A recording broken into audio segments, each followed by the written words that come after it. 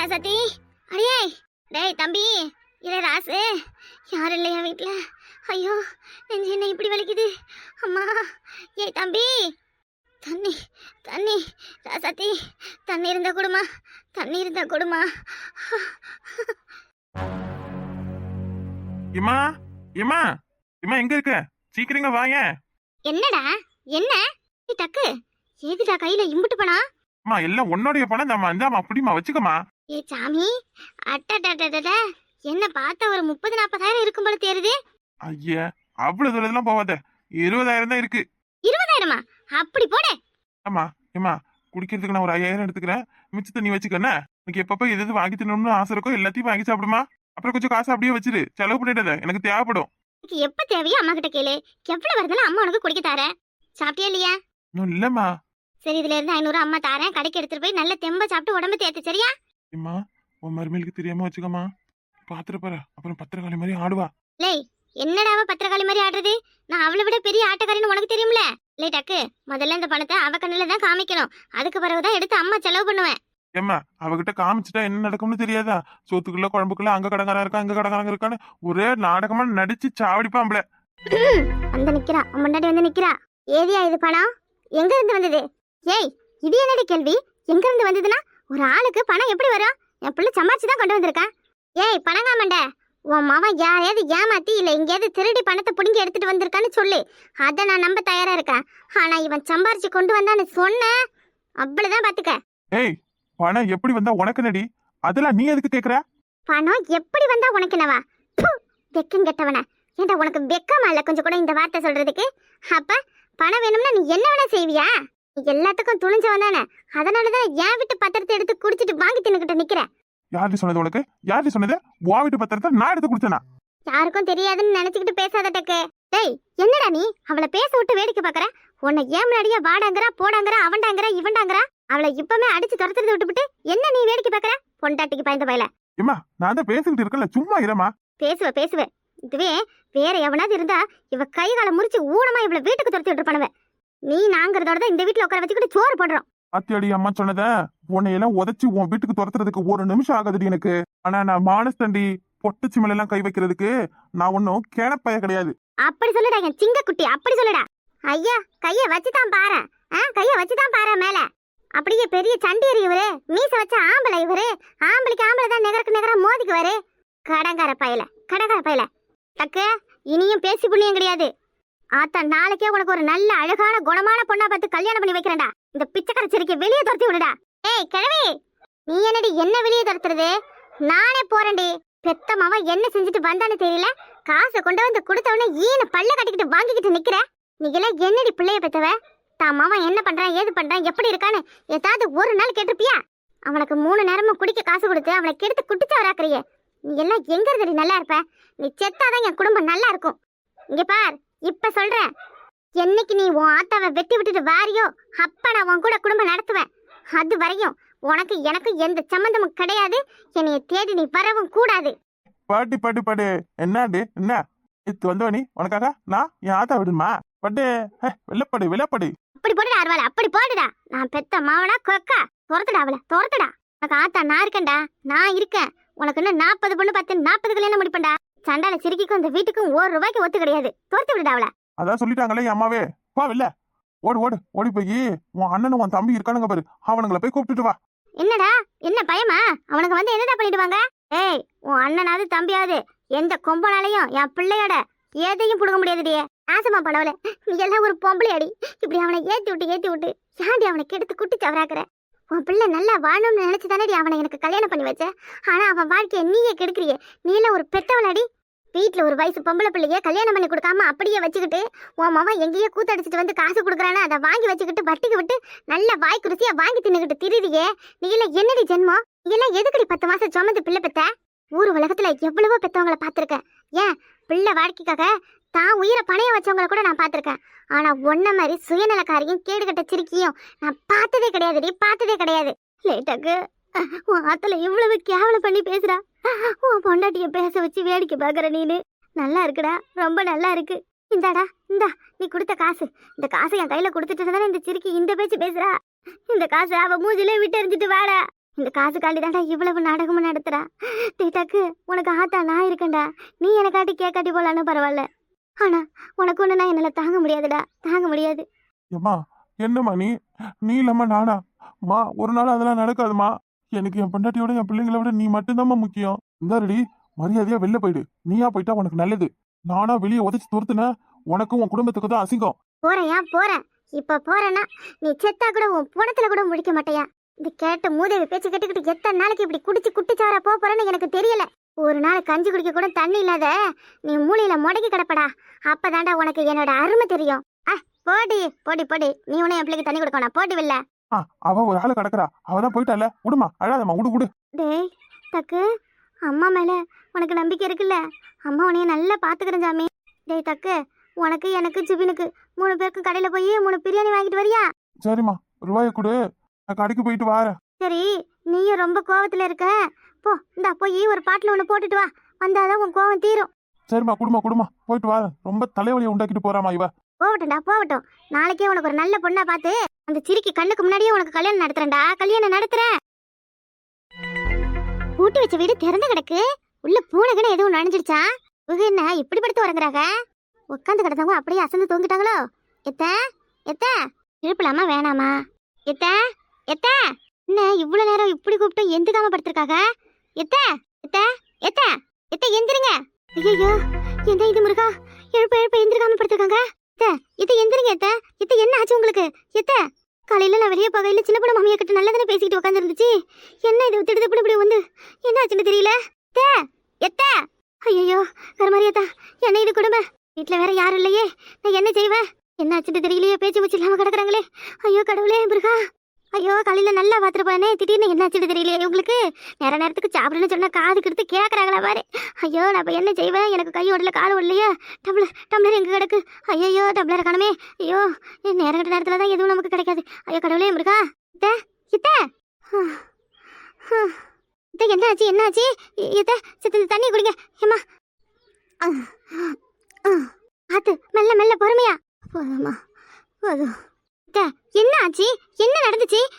என்னத்த பார்த்து மெல்ல எழுந்து உட்காருங்க. பார்த்து, நீங்க இப்ப எதுவும் சொல்ல வேண்டாம். சாப்பிட எதுவும் கொண்டு வரட்டுமா?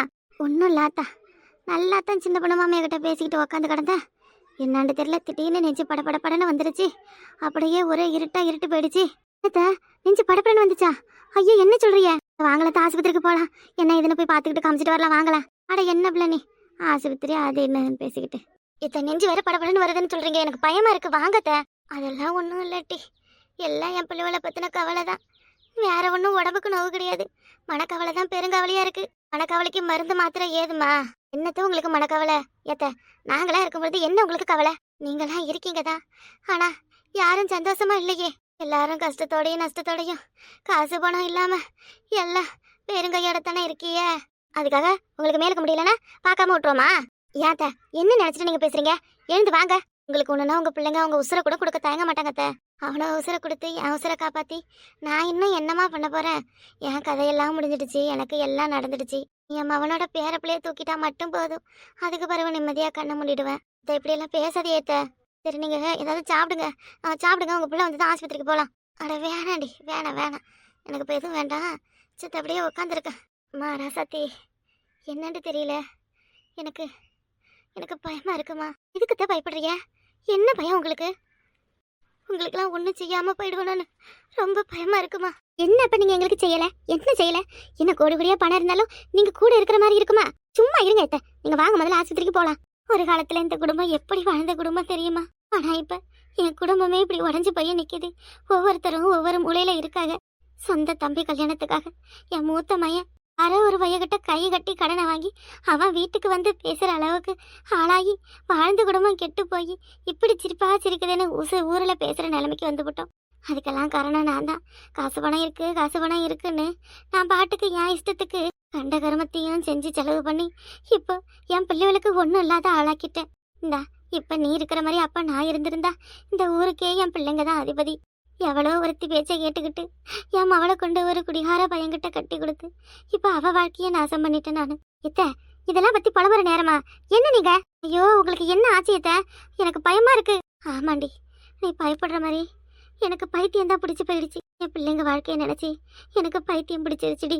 சத்தி, நான் நல்லா இருக்கும் பொழுதே சொத்தெல்லாம் யாருக்கு எது வேணுமோ அவளுக்கு அதை எழுதி கொடுத்துறேன் நான். நாளைக்கு நான் செத்து போயிட்டா உனக்கும் உன் புருஷனுக்கும் ஒன்றும் கிடைக்காம போயிடும். உன் புருஷங்காரன் எல்லாத்தையும் தம்பிக்கு தங்கச்சிக்குன்னு எழுதி கொடுத்துருவான். ஏத்த என்ன பேசுறிய? இத்த பெத்தது நீங்க 3 பிள்ளை, ஆனா மூத்த மகன் இப்படித்தான் செய்வானு மருமவகாரி என்கிட்ட வந்து சொல்றியலே. எதுக்குத்த இப்படி எங்க மேல இம்புட்டு பிரியமா இருக்கிய? உங்களுக்காக நாங்க என்ன செஞ்சிட்டோம்? நான் என்ன செஞ்சிட்டேன்? உன்னைய மாதிரி ஒருத்தி இந்த வீட்டுக்கு இருந்தாலே போதும், வேற எதுவும் செய்ய வேண்டாம். சரியத்த, இதெல்லாம் இப்ப பேச வேண்டாம். நீங்க முதல்ல சாப்பிடுங்க. வாங்க தம்பி வாங்க. அம்மாவுக்கு ஒன்னும் இல்ல, காலையில இருந்து எதுவும் சாப்பிடாம இருந்தாங்க, அதான் லேசான மயக்கம். என்ன காலையில இருந்து சாப்பிடலையா? டேய் அதெல்லாம் ஒண்ணும் இல்லடா, உன் மைனி போய் சொல்றா. கொஞ்சம் சோந்த மாதிரி இருக்குன்னு உட்காந்த உடனே இவளே மயக்க வருதான்னு கேட்டுட்டு தண்ணியை கொண்டு வந்து இந்த தண்ணியை கொடுத்துட்டு குடின்னு சொல்றா. எத்தனை அப்படி அசந்து உட்கார முடிய மாட்டேங்குது. நான் இன்னும் 16 வயசு குமரி நினைச்சுக்கிட்டு இருக்காப்ல இருக்கும் மைனி. உங்க முகத்தை பார்த்தாலே தெரியுது ஒரு மாதிரி இருக்குன்னு. போய் சொல்லாதீங்க. நான் எதுக்குடா போய் சொல்ல போறேன்? எனக்கு ஒண்ணும் இல்லடா. சரி, எங்க உன் பொண்டாட்டிய பார்க்க போனீங்க, என்ன சொன்னா? பாத்துட்டமா, நாளைக்கு ஆஸ்பத்திரிக்கு போறாளாம். நாளைக்கு என்னைய வர சொல்லிருக்கா. இல்ல எப்படி இருக்குன்னு கேட்டியாடா? எல்லாம் நல்லா இருக்குமா. தம்பி, என்ன கோவமா இருந்தாலும் புருஷன் பொண்டாட்டிய மனசு விட்டு பேசினா எல்லாம் சரியா போயிடும்டா. ஏன்டா நீ வந்ததுல இருந்து இப்படி இருக்க? அவன் மேல எனக்கு ஆரம்பத்துல கோவம் இருந்துச்சுதான். இப்ப ஆனா எந்த கோவமும் இல்லம்மா. ஏதோ அவளை நான் தப்பா புரிஞ்சுக்கிட்டு அவன் மேல கோவப்பட்டுதான் அவளை போய் பார்க்காம இருந்தேன். ஆனா இப்போ அவன் மேல எந்த தப்பும் இல்லைன்னு நான் நல்லா புரிஞ்சுக்கிட்டேமா. இப்படித்தான் இருக்கணும் தம்பி.